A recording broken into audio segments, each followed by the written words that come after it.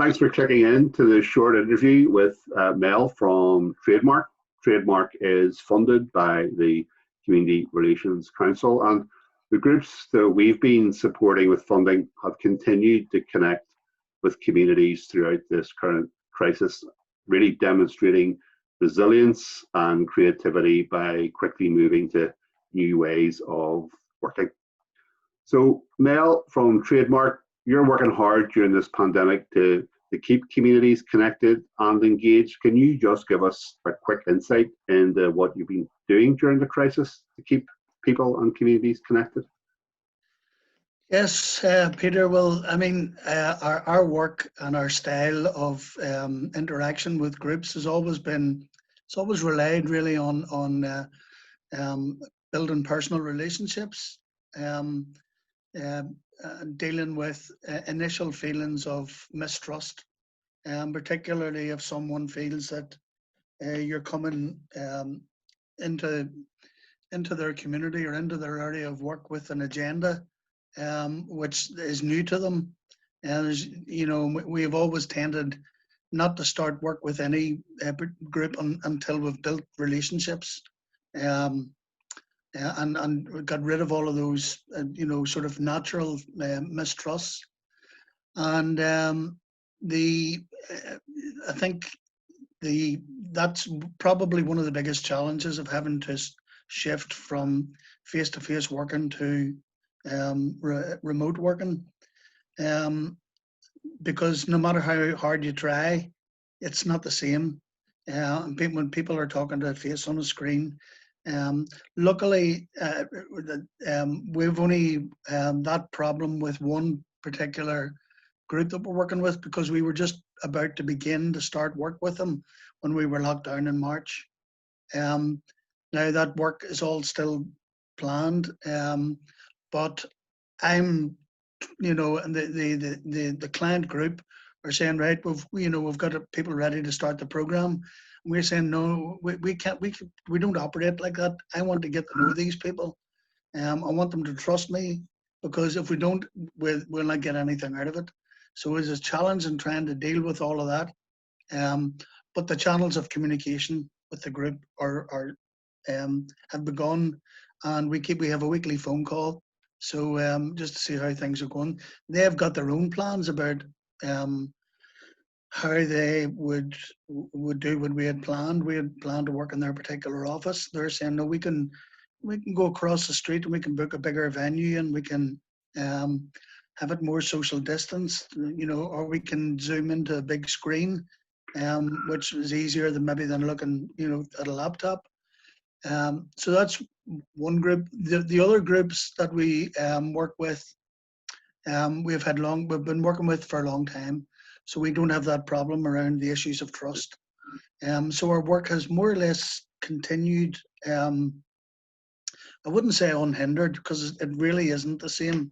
You have to work harder to get less done. Whereas when you're in a room, you can have banter and crack, and people can stop you and ask questions. Whereas when you're delivering webinars or online lectures or just having discussions, really difficult.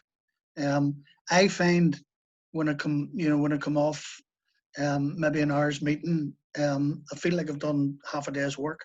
It seems to drain me personally more than, driving 40 or 50 miles to a group, spending a couple of hours with them and driving home again. That doesn't take anything out of me. So this is all very strange, and we're managing, because the way we do things is largely really text that's reinforced by visual images. So it's quite easy then to transfer that onto an online platform, because well, apart from the conversations, it already is there. So you can just, if you're using Zoom, you can upload your slides and all that, and you're fairly well in control. And I'm learning as I go along that there are a lot of features in there, breakout rooms. Apparently you can take notes and you can flash them up on the screen. I haven't got that far yet, but we have found that aspect of our work it's a quite natural progression. There are other groups working within the trade union movement where they're largely saying training for their members is, really not going to happen on a face-to-face basis until sometime in 2021. But they seem to have different formats for doing their training. I haven't done any of it yet, but some of the other workers have. Um, using different formats that aren't Zoom. I'm still trying to get my head around Zoom without being thrown in with another one. So that's probably just the way of the future. And then we had quite a lot of work planned with a number of companies to deal with internal community relations issues in the workplace, which is never good. But now other events have overtaken their priorities. So, a lot of those workers are furloughed, might never come back into work. The companies are in serious difficulty because we are facing into a major economic crisis period, which I don't think a lot of people have really given very much thought, because it's really yet to kick in just how bad it's going to be. I believe it's probably going to be worse than the 1930s, because of the vast amounts of money it's taken so far. And that's another question for communities as well. They're saying, how bad is it going to be, and why does it have to be that bad? And we're dealing with all of those questions. So in one sense, we are changing the way we do things, trying to adapt. We're better at it in some ways than others.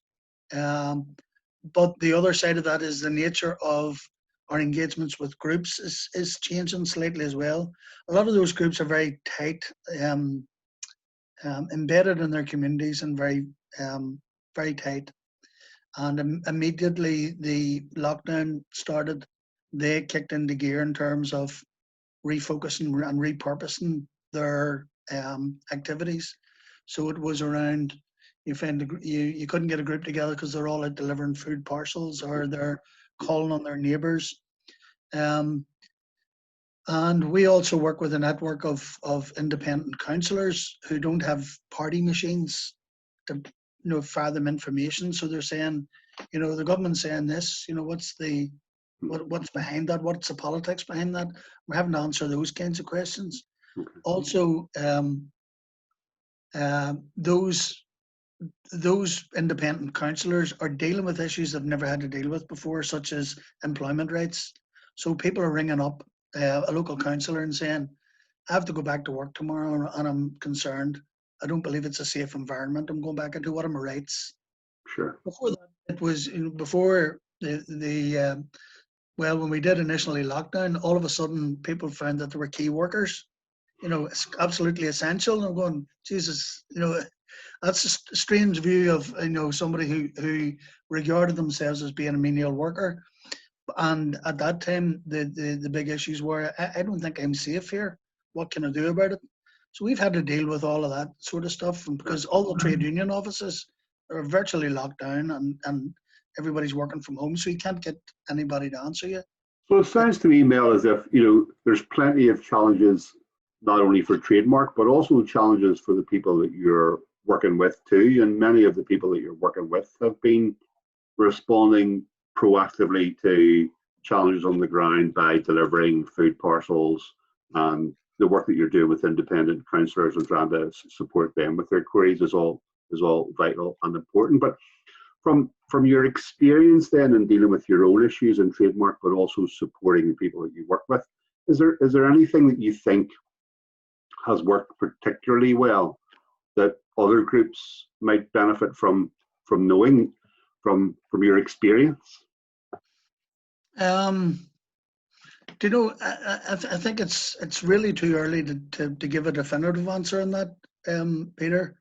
I know that the pandemic and the way people have had to kick into gear to sort of support their communities has given us the opportunity to say to them, given what we've all come through, and we've virtually survived, because we're coming out, well, certainly the first wave of it anyway.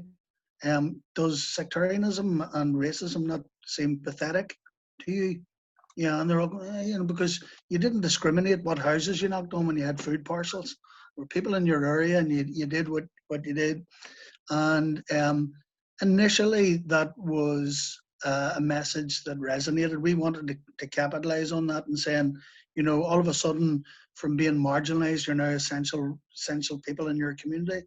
It's giving you an opportunity to a lot of the ex-paramilitary groups that we work with, as you know, would have no problem coming down to Belfast, for example, and meeting with paramilitary ex-prisoners from the other side and having quite, you know, good conversations with each other, quite positive interactions where they're listening to each other, and it's all sort of all moving in a positive direction. And you know, we're not the only ones that work in that environment. But in their own communities, when they come back, people have very, very long memories. So there are people who have maybe spent a long term in jail, or who are well known as having a political paramilitary background, have great difficulty coming back to their locality and reaching out, because there's nobody reaching the hand of friendship back. So our issues are not over. And actually, I don't know if it's the usual sort of, you know, moving into the summer period and all of that sort of stuff, but sectarianism and racism seems to be rearing its ugly head again, you know. Um, so and you know, we were making progress, and I don't think it's progress that'll ever be totally reversed. You know, it's quite easy in these circumstances to say to people, that's just a world of bullshit.